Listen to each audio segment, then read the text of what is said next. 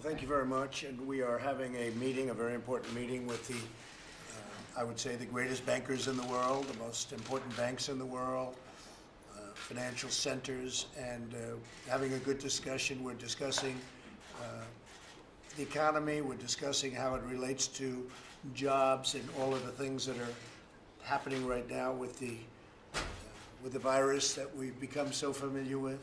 I'll be making some decisions. I've already made some decisions actually today, but I'll be making some other ones that are very important. And I thought I'd let the press in to hear some of the wisdom from the folks in the room. And maybe, Brian, I'll start with you. And Brian's the chairman, and he's the man at Bank of America. Highly respected. Everybody in this room is at the highest level, highly respected. Brian, please. Thank you, Mr. President. Thank you for bringing us together.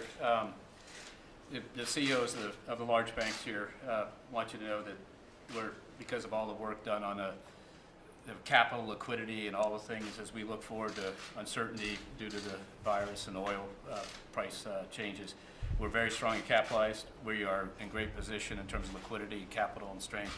But most importantly, we're doing what we do best, which is helping our teammates, importantly, but also our clients and our small business customers, our medium-sized business customers continue to have access to credit.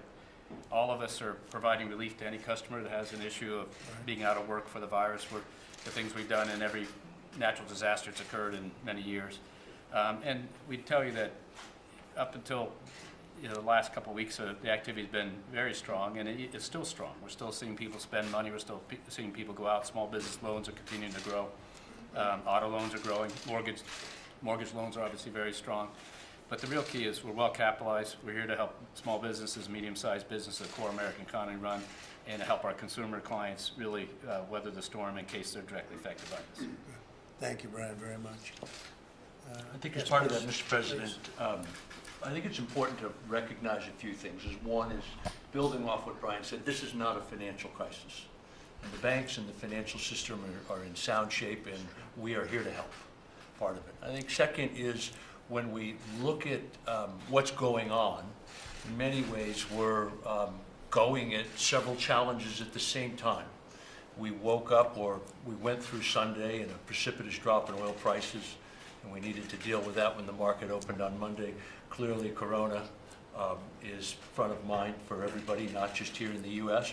And I think the market's going through a period of trying to get price discovery, and I think also trying to figure out what is the intermediate and longer-term health of the economy. And I think what we saw is some fears on the back of those, and some talk about potential recession on the back of those. And I think the market's going through a discovery phase of really trying to figure out what earnings are going to look like and where valuations should be. I think the good news is that the markets have performed in an orderly way. The infrastructure that supports the markets, I think, has held up through some pretty good tests. There's been some strains along the way, but I think it's held up well, and it's been orderly. And as Brian said, from the banking perspective, we're here to help. We want to provide liquidity. We want to lend to our small businesses. We want to be supporting our consumer clients. Thank you very much, Michael. That's true. And I think prior to the coronavirus, it was just all go. The numbers were fantastic, and we don't even know what the numbers are now. We'll have to see.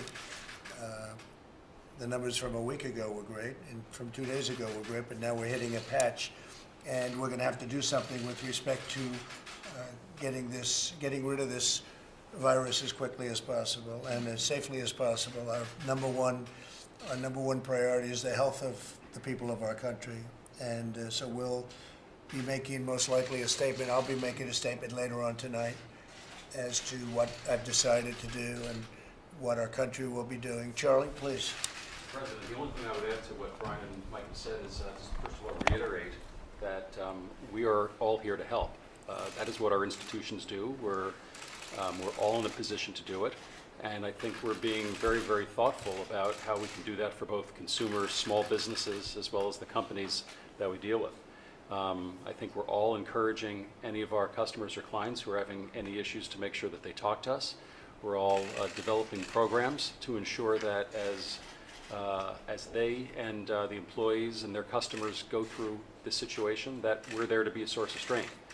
whether it's to help them through issues with their fees, payments, or to be there to lend. That's great. what we do. I'm glad you're saying that. That's great, because there may be some of that, frankly, more so than you've been used to for the last 3 years, right?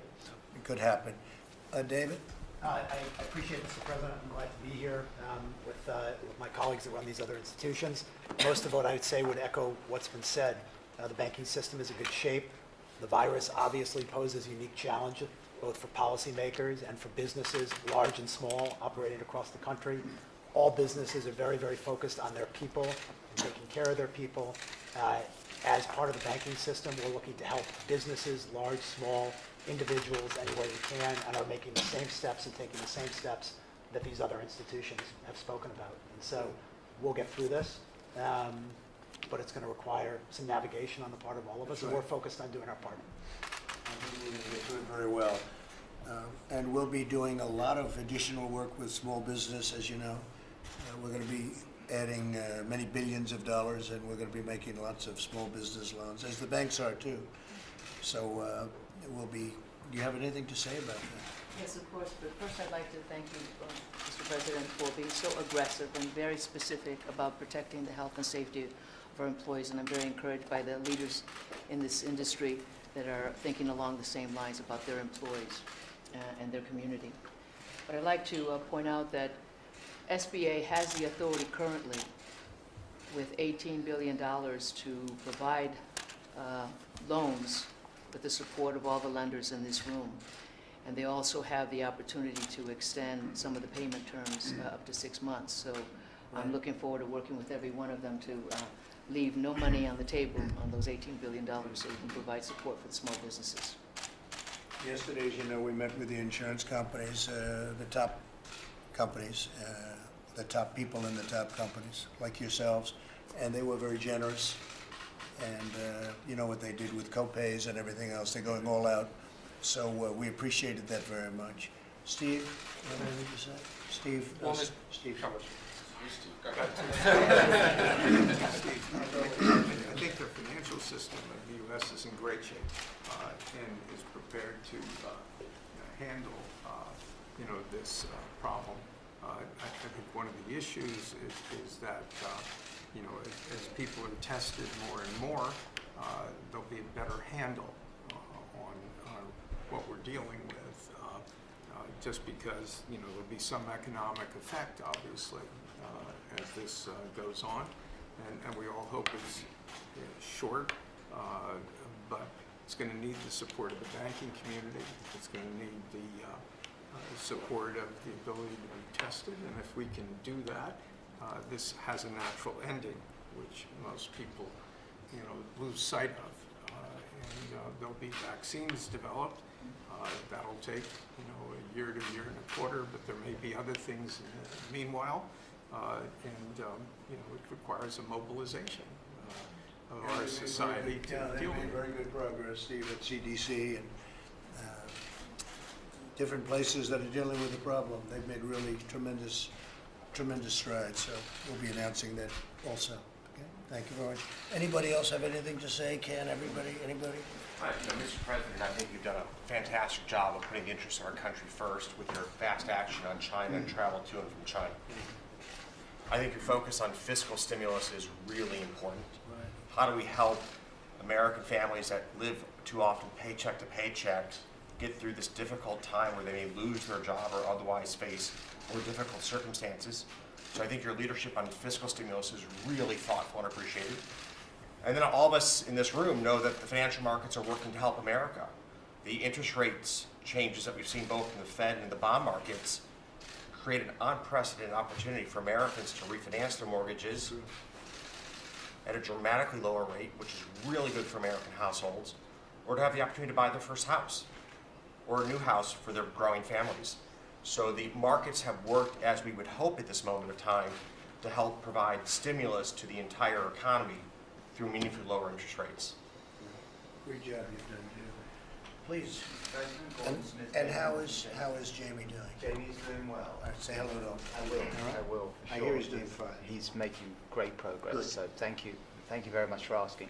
So the bank has very rigorous resiliency plans, both in the United States and around the world. All of those are underway right now. All of our plans are designed, obviously, to protect and help our people and to protect consumers and small businesses. We'll be there with forbearance plans. We'll be there to waive fees for consumers and small businesses who are under stress. And I think a very fair question is, are we still lending? And over the course of the last 40 days at JP Morgan, we've extended $26 billion worth of loans to both consumers and small businesses. And that's, as I say, over the last 40 days. We looked a little bit at at Seattle, which has been a center of the virus, and economic growth is still continuing. So we see it's slowed down significantly. But people are still going to restaurants, for example. We still see that. People are buying food to be delivered by the new delivery services. And interestingly, in the data, we also see the pullback is much more from the older generation, my age, than it is from the millennial generation. So the millennial generation spend seems to be holding up very well. I think there'll be a pent-up demand when this is gone. I think that everything that maybe where it's tamped down now, people aren't leaving their homes. I think you're going to see a tremendous pent-up demand, which hopefully won't be in the too distant future. Please. Mr. President, we're not waiting for the customer or small business to call the banks. We are proactively reaching out to the customer and small businesses, waiving fees, making sure we can refinance a loan when possible. We're up 79% versus last year in refi. Still going to take a little while to find out how much the effect really is. Very much. Thank you. Thank you very much. Anybody else? Anybody? Please. Mr. President, I might just add, as I represent the community banks across this Right. country, rural markets, urban markets, suburban markets, they're there, they're standing ready, strong to support their communities, whether it be your very smallest businesses, the ag communities, the community banks are here to support and here to help. Thank you. I would echo all the sentiments that you just heard, Mr. President, and thank you for convening the group. I would also add that, and echoing on something Rebecca said, we're also helping not just all the large globally active banks, but the 5,100 banks across the United States build continuity and resiliency programs so we can keep the banking system open to support our customers and clients who are, in many cases, are facing a time of need. That's what banks do. They stick by their customers in good times and in challenging times, and that's what all the banks in the United States are doing today. Very focused, U.S. Bank, very focused on providing credit for small businesses. Right. They are the ones right now who are going to perhaps have a little bit of struggle. So getting the credit to them rapidly and also being very lenient on repayment terms. That's great. Thank you very much. And thank you all. Yes, please. If I may, Mr. President, you've heard that the financial system is strong, and I sort of echo that. Yes. But for those listening, the country is really strong. I mean, you've done a fantastic job, your administration. We're adding jobs. We need to all be more diligent in terms of our health management. We're learning that out of this. This is a long-term lesson to learn. Right. But at the end of the day, the United States of America, in my view, is very strong. And we need to remind ourselves that part of getting through a challenge like this is about confidence and supporting each other and having hope for the future. And for myself, I believe our best days are ahead. And working together, we'll make that happen. Thank you very much. Great. Thank you very much. So I'll be making a statement tonight, probably at 8 o'clock, and we'll be starting some additional solutions. We made a great decision on China and Asia, and they're healing, and they're healing at a pretty good rate. Happy about that, and we could start to think about getting back involved in that part of the world. And as you know, we have another part of the world, Europe, that's in very tough shape. It's having a hard time right now with the virus, and we'll be making various decisions. You'll be hearing about them at approximately 8 o'clock tonight. Steve? What sort of travel restrictions on Europe are you thinking? Well, I'll be letting you know that a little bit later. Mr. President, are you going to be declaring a national disaster tonight? We'll be talking about that later. Mr. President, All those things we're making a decision on. Mr. President, we've heard in the past of industries that are too big to fail. In your estimation, are the airlines, are the cruise lines, is the hotel industry too big to fail? I think they're going to be great. I think the folks around this table are the ones that finance them, and they understand, and they're great companies, but we're we're having to fix a problem that 4 weeks ago nobody ever thought would be a problem. Nobody, you read about them. You read about them from 1917, and you read about them from lots of other times, but nobody thought that we would be seeing. We were just discussing that. This came out of nowhere, and actually came out of China, which is the way it works. But we are going to get the problem solved. The country is so strong. The institutions are so strong. You know, in the past you had problems with institutions. These are powerful institutions. They're built up. They're ready to go. And I know they'll be helping their customers during the short-term period. We think it's going to be a short-term Do you mind if we period. ask the CEOs what they think a sort of stimulus package or measures might need to be? I don't mind that. I mean, it's actually a very good question. I was going to ask it myself. If you've been hearing about the various forms, Brian, of stimulus, very different forms of stimulus. What would you say would be good, appropriate under these circumstances? Well, I think the first thing is to add fiscal stimulus in a time of stress is the absolutely right answer. I think anything that gets out to the most people.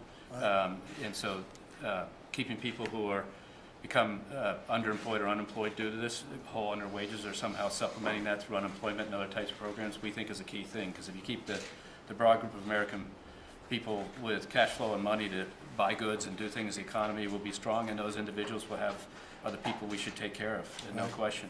In all our companies, anybody who's out for this virus is getting paid for as long as it takes, or anybody has high risk, we're all taking care of it. So I'd focus first on that level, and then the second major thing is take care of the health care problem, because the health care problem is what's generating the confidence. So between testing and building up the hospitals so they can receive and do great work as the American medical community and hospital community can do with the patients is critical. So instead, other than the broad base of people in the hospitals, I think businesses and other things, we'll get through this, but if we take care of those things, this thing will correct pretty quickly.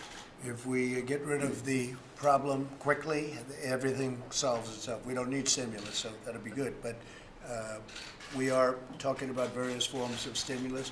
What would you think, Michael? I think to add on to what Brian said, the support of small business is critical. Right. You look at the employment and you look at the importance across our economy, and unfortunately right now small business is suffering from both sides. One is there's been disruption in their supply chains in terms of receiving their goods that they need. And the second, the other side of it is that there's uncertainty from the demand side in terms of what the future holds. So I think working with the banks in this room and well beyond, the SBA to be able to put programs in place around forbearance, to be able to potentially up the limits in terms of lending in these programs. And again, I think they're things that have been used before effectively, and I think we can do it again. Great. Thank you very much. Ken, go ahead. Well, I think all of us in this room are very fortunate we're in a position to take care of our workforce. And I know that large corporate America is there 110% for their employees. The weak spot are the smaller businesses that don't have the financial flexibility. And in particular, our workers who are part of the gig economy. How do we think about, where necessary, direct fiscal support to the individuals in our economy who are least secure in their employment? You work for IBM, life's going to be fine. You work for Goldman Sachs, life's going to be fine. And if you are a part-time or gig worker, this is a moment of real trial. And this is where fiscal accommodation can be quite powerful. I agree with that 100%. Anybody? Anybody? Ellie? I would say that stimulus is appropriate. I personally like what you have mentioned in terms of some form of adjustment of payroll tax, a holiday, or even a complete restructuring. It is a regressive tax, and it's something that could help in the short run and the long term, and help provide more support for the 70+% of the U.S. that need some help in terms of more savings and stability of livelihood. And so it is a chance maybe to do something that helps the short run and the long term. I think so. I think the payroll tax would be great. Democrats are not in favor of it. I'm trying to figure out why, because it would be something that would be very good for the citizens, for the people, and even longer term for the country. So that's a tax that people have long been talking about either cutting or getting rid of entirely. So Steve, what do you have? Just say it's great to always have the bankers in, because you have tremendous visibility into the economy and what's going on, and we are interested in hearing that feedback, particularly at small and medium-sized businesses in particular industries. We've cataloged for the president all of his executive authorities, which are quite significant.